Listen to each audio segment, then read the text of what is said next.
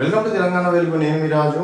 So Pushpa 2 cinema తర్వాత తెలంగాణలో benefit షోల విషయంలో కావచ్చు, అలాగే టికెట్ల రేట్ పెంపు విషయంలో మాత్రం ఎటు పరిస్థితుల్లో కాంప్రమైజ్ అయ్యేది లేదు అని చెప్పేసి కూడా ప్రభుత్వం తెలిసి చెప్పింది. అసెంబ్లీలో కూడా సీఎం రేవంత్ రెడ్డి గారు చెప్పారు. తర్వాత కూడా ఏ సినిమాలకు కూడా రేట్లు పెంచలేదు. నాకు తెలిసి ఒక 50 రూపాయలు 100 రూపాయలు అనేది చాలా లిమిటెడ్ అనుకుంటాను. అది కూడా కన్నప్పకి పెంచారో లేదో, బట్ ఇక్కడ తెలంగాణలో మాత్రం బెనిఫిట్ షోలకు ఎక్కడ కూడా అవకాశం ఇవ్వలేదు. సో ఇప్పుడు పవన్ కళ్యాణ్ సినిమాకు మాత్రం రేట్లు పెంచుకోవచ్చు.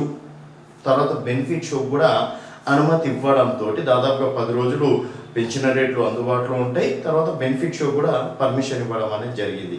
అదేంటి అసలు ఎట్టి పరిస్థితుల్లో మేము ఏ సినిమాకు కూడా రేట్లు పెంచాము, అలాగే బెనిఫిట్ షోలకు అనుమతి ఇవ్వమని చెప్పేసి అసెంబ్లీలో అంతగట్టి గర్జించినటువంటి రేవంత్ రెడ్డి గారి మాట ఇప్పుడు ఏమైనట్టు?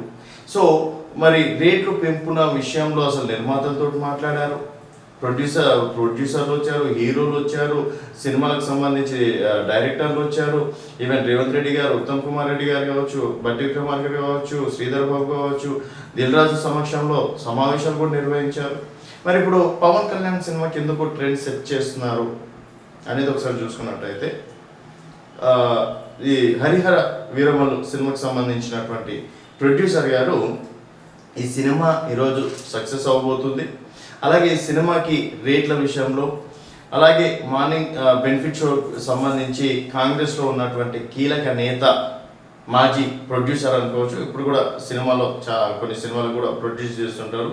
సో ఖైరతాబాద్ డీసీసీ అధ్యక్షులు రోహిన్ రెడ్డి గారు ఉన్నారు. సో వారికి స్పెషల్గా థ్యాంక్స్ చెప్పడం, తర్వాత రోహిన్ రెడ్డి సినిమాల విషయంలో కూడా చక్రం తిప్పుతాడా, సినిమాల విషయంలో కూడా పైరవీలు చేస్తారా అంటూ కూడా ప్రతిపక్షాలు మండిపడుతున్నాయి.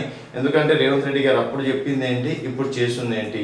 సో ఇదంతా చక్రం తిప్పింది రోహిన్ రెడ్డేనా?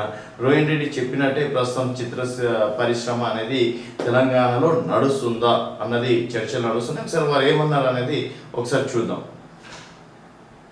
సో వారు చాలా క్లారిటీగా చెప్పడం అనేది జరిగింది. సో ఈ సినిమా ఈరోజు మనకి ఈ అవకాశం ఇచ్చారు, రేట్ల విషయంలో కావచ్చు, అన్ని విషయాల్లో సహకరించింది రోహిన్ రెడ్డి గారు అని చెప్పేసి చాలా క్లారిటీగా చెప్పారు. ఈరోజు సినీ పరిశ్రమకు సంబంధించి ఎవరు గెలవాలన్నా కూడా రోహిన్ రెడ్డి గారే చాలా కీలకంగా ఉంటున్నారని చెప్పేసి కూడా చెప్పుకోవచ్చు.